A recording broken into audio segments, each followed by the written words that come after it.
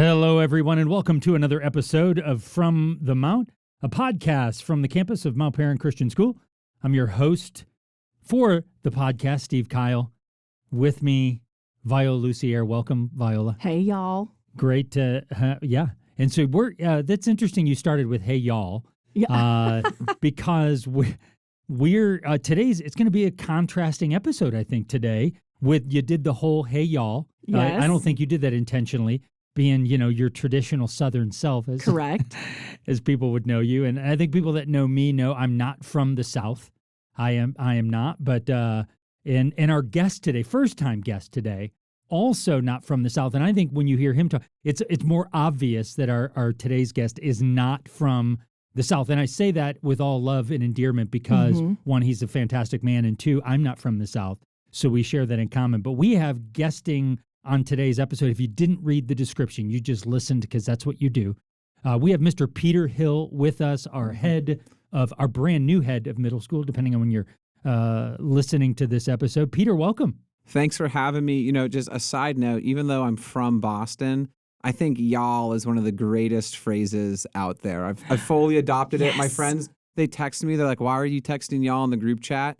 I just think it's incredible. It's a great thing. I don't disagree. I say y'all now, and it was a new thing for me because up where I'm from, it was you guys. Oh, in the yous Midwest, guys. it was, well, we weren't yous guys. We were just you guys. But when they came down, they were like, well, we're just going to do y'all. Yeah. Because that's like you and all, and that's everybody. And I like it too. It does sound different when you have a like a Boston almost accent when you say y'all. Yeah, that's fair. It sounds different, but I'm sure people down here love that you've accepted and owned it. But Peter, glad to have you on this episode. I've been wanting to get you in here for some time, and today's subject I think is one that again, there's a description you can see on the website about what this is about, and I think this is a really important subject, and it's something it's pretty clear you're passionate about. But before we dig into that, I want our people to know, our listeners to know, who is Peter Hill. So really quickly, give just a minute or two on Peter Hill. Where is Peter Hill from? What makes Peter Hill Peter Hill? Have I said his name enough? He's the man, the myth. Yeah. Go ahead. The legend. Yeah, hopefully I'm not a letdown after all that intro of my name. I will say, I was blessed to be born and raised in Boston. And, my parents weren't from Boston, though. My dad's a central Pennsylvania guy. My mom's a suburban Connecticut girl. And I was one of six. So I'm the second youngest. I've got four brothers and a sister. And I would probably say, along with that, the most defining part of my childhood was the fact that my dad was a pastor. My mom was a stay-at-home mom, very involved in the church. So really growing up, and the church was a little different than our experience down here. We've loved the churches down here. But my dad's church was about 50, 60 people. So when I came down here and they said, you might like a small church, like 300, 500. Yeah. I laughed. I was like, oh, that's a pretty good sized church to me. Right. Yeah. I think my dad would have killed for 300 to 500 people.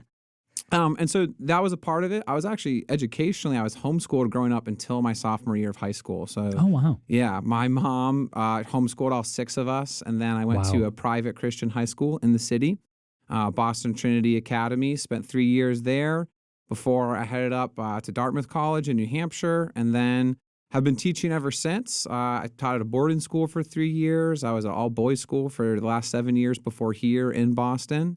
And then during that time, I got my master's in education from Boston College. So now we're down here in the South. Fun fact, I actually only had one non-Southern school on my list for colleges, and it just happened to be the one I went to, but everywhere else was down below the Mason-Dixon line. Oh, wow. Really? Yeah. Okay. Interesting. Vanderbilt, That's pretty cool.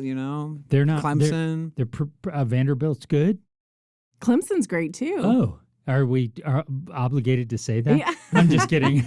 Not that they're not. My wife's a South Carolina girl and a Gamecock fan, and so I just avoid saying phrases like that for the sake of my marriage. Oh, but bless. speaking of marriage, we've all had the privilege of meeting your lovely Brett. You're married and a relatively new dad for speaking. Yeah. So I'm blessed to be married to I realize it's gonna be 9 years. I'll be married to my wife Evan this summer, and I was thinking like, wow, that's Yay, that's did it. that's the majority of my adult life by far. you know? Right. And longer than a lot of marriages. Yeah. What's the average now? 7? Who knows? They say You beat after it. 7, like you're through solid. the woods, but Yeah.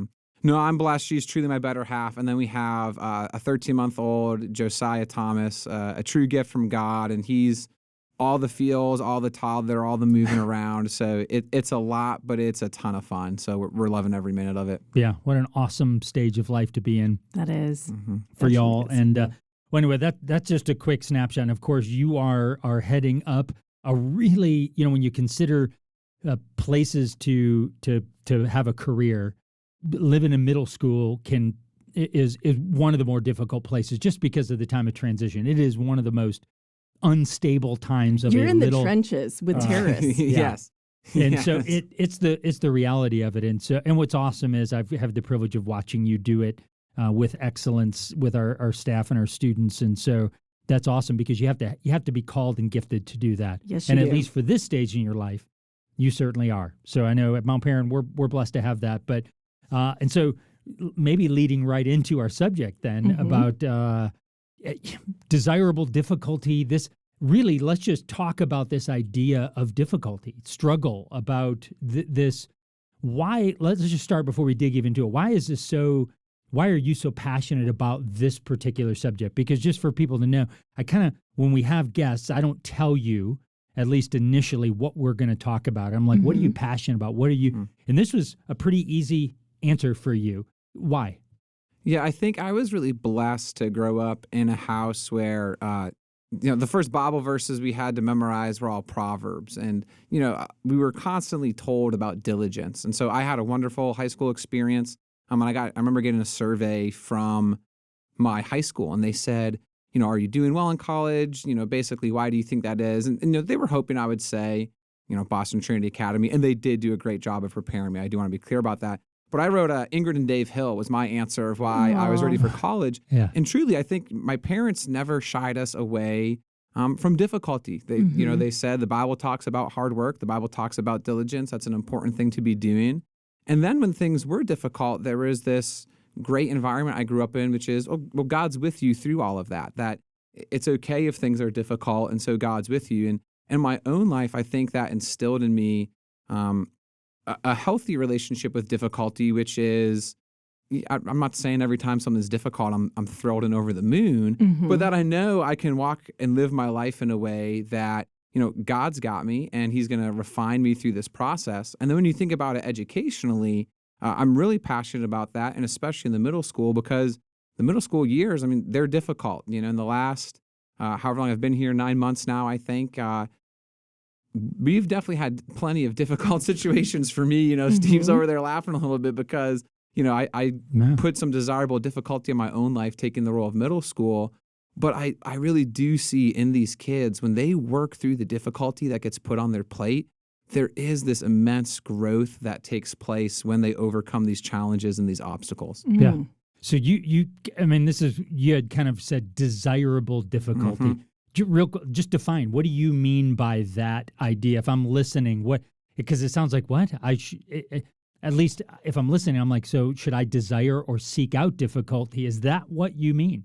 Well, from an academic perspective, really what it means is it's difficulty that leads to learning and difficulty that leads to progress. Undesirable difficulty might be something like, my life's falling apart, or, I don't feel super comfortable or available for learning, so I'm not learning. That's undesirable difficulty. Desirable difficulty academically at least means that there's going to be the appropriate level of challenge and rigor so that students do have to work hard. They do have to engage cognitively with their material in complex, deep, fulfilling ways so that there are learning outcomes. And then, I think this takes place all throughout life, though. It's not just in the academic realm, but in the academic world, really, difficulty that leads to learning is the easiest way to think of it. Yeah. Okay. Well, and I think it's really important that you're bringing this up because as a parent and then also just being around parents and working with them, this is where you get the whole helicopter mom, snowplow mom. We want everything to be easy for our students. And so when you come into a school and that is something that you want to champion, which I agree with, because statistically in studies and all, the longitudinal data shows that the more that you grapple and wrestle with those ideas, the longer term that, it sticks with you longer. And then it also helps with the synapses and all that kind of stuff. So, I mean, we can get nerdy about it, but if you're a parent and you're listening right now and you're one of those parents where you're like, well, where's the study guide? Well, if it's not on the study guide, then it can't be on the test. That's not the purpose of learning. And that's not the purpose of why we're here. It's not to give you a set of things to memorize and then to dump. It's to give you skills using information and knowledge to then help you develop other skills. So I love that you love this because it's a topic that not a lot of people want to broach. So let's kind of go back in time quickly before we get into this. And is this something that is this idea of avoidance of difficulty? Is this like a shift culture-wise? Have we seen more of parents? And if so, why? Why do we see more of this avoidance than let's say 30 years ago in middle and high school? Was it still the same, or was there more this acceptance of, yeah, it's tough and hard and you have to be okay, this is part of it? Or has this always been an issue and we're just now kind of talking about it? Well, I don't know about you, Steve, but 30 years ago I wasn't in high school, so you might have to take this Whoa, one. whoa. Yeah. Okay. Well, I Shots will fired, in shots a fired. second, because 30 years ago I was already graduated from high school. This year actually is my and yeah. So I said that, but just in studying of education, of course, in the last. I predate every bit of technology, we learned, our quote keyboarding was on a typewriter. We didn't even have keyboarding. It was typewriting. It was, there was, we walked and we didn't go to school both ways, uphill, all that stuff. No But coat. if you didn't have a snow. bus stop near your house, you were expected to walk to school. There was no, and yeah, in the middle of winter in the Detroit area, I had snow boots to walk to school. But is this, so let's say in the last 15 years, is this kind of a new thing that there's this major, we need to make the road as smooth as possible for our children because that's the fastest and quickest way to success? Or is it something we're just starting to recognize as, does that make, I don't even know if you have an answer academically to that question. I'm posing, I have thoughts and ideas about it, but I just was curious for really either one of you, but what your thoughts are on that. Yeah, I think definitely it's increased. I think we're being naive if we think parents never cared if things were difficult for their kids or not, just because it was, the 1950s or 60s, whatever it might be.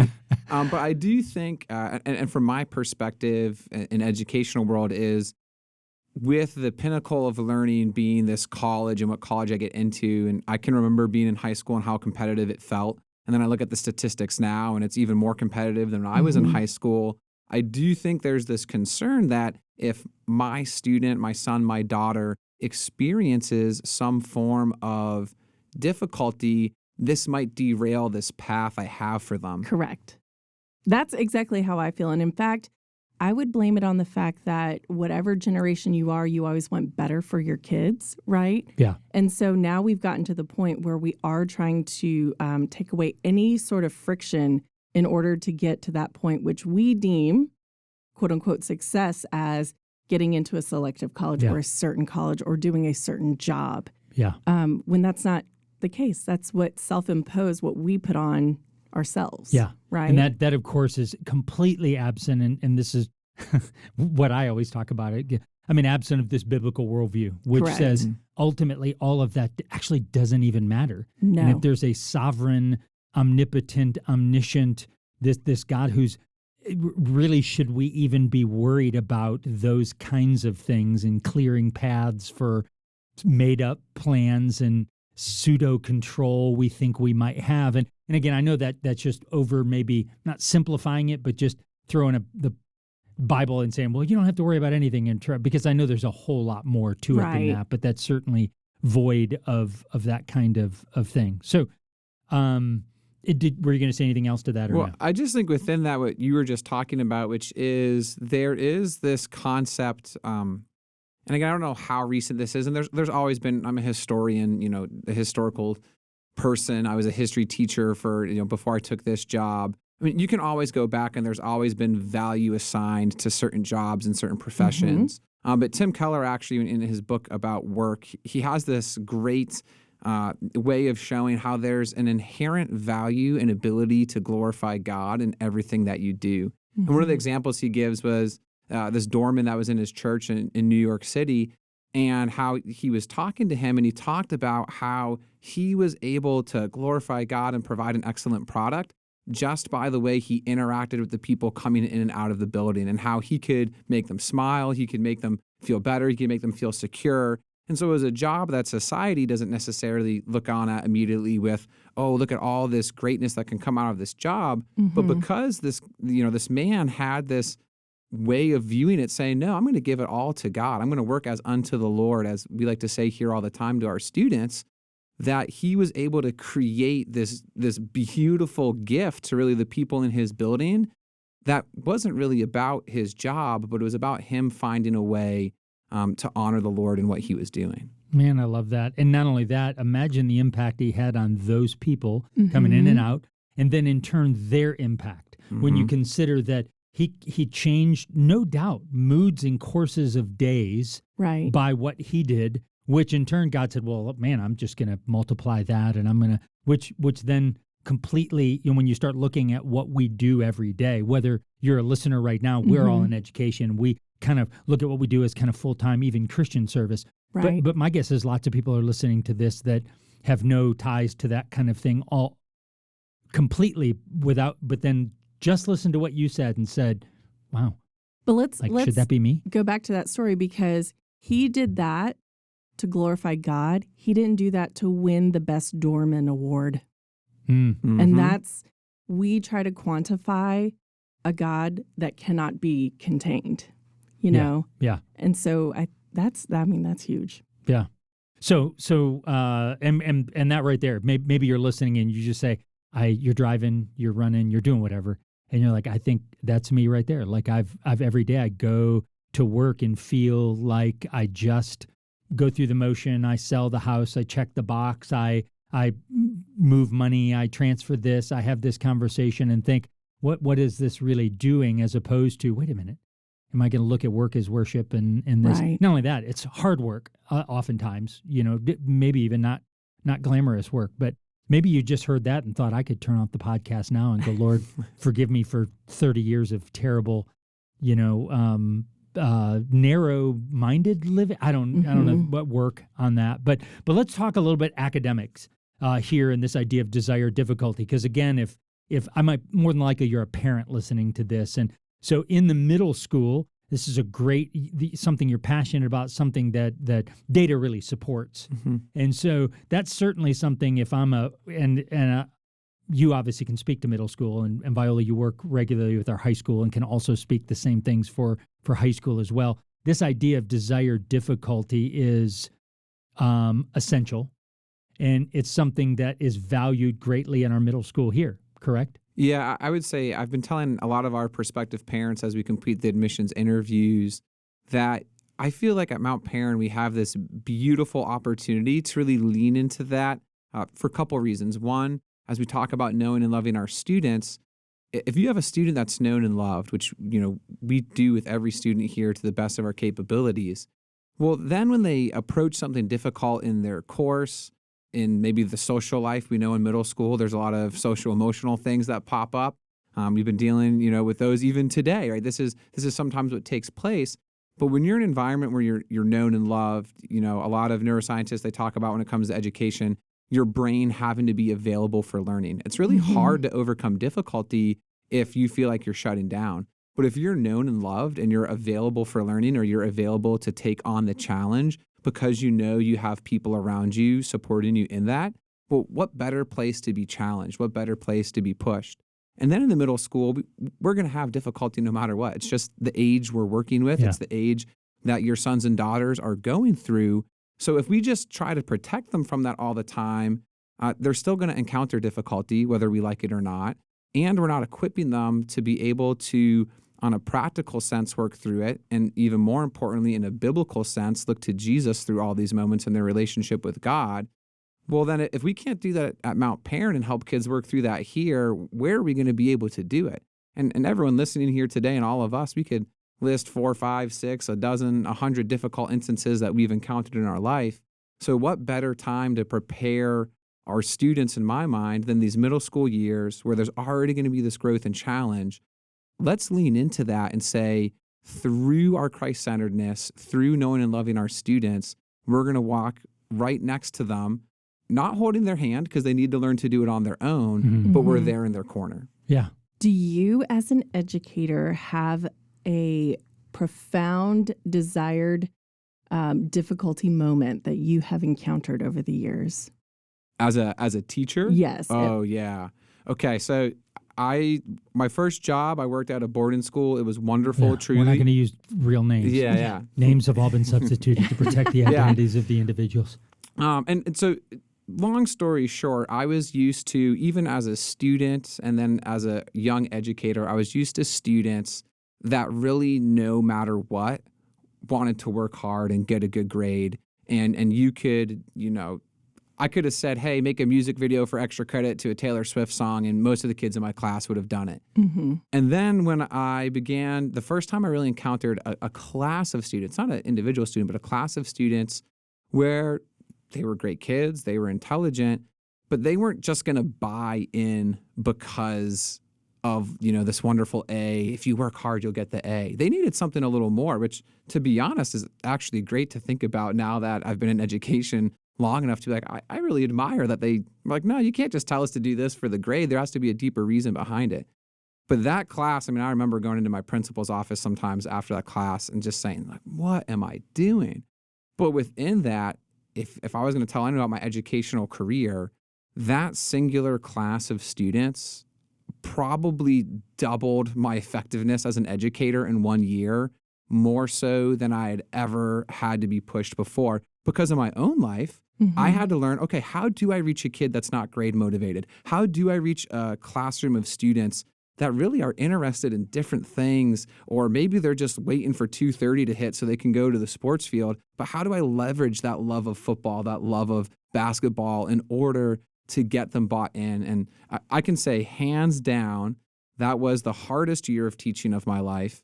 And hands down, when I look at my own abilities as a teacher, that vaulted me, really, I would say, to another level that I otherwise would have never gotten to. Yeah. Wow. Yeah. That's good. And I think, and again, I think anybody, hopefully, most people would be able to go back, whether it be in your career, Viola, or an opportunity. Listen, and I think that Scripture speaks over and over again about this idea of trials and difficulties. Now, of course, it's relating often to your faith. But the principle of it is often the difficulties and the trials that are what test and try, and really that lead to, and it goes on, and Paul, in numerous places, that lead to this and that. If you're going to experience this, an intimacy that you've never experienced before, a walk in a foundation that's even stronger than before.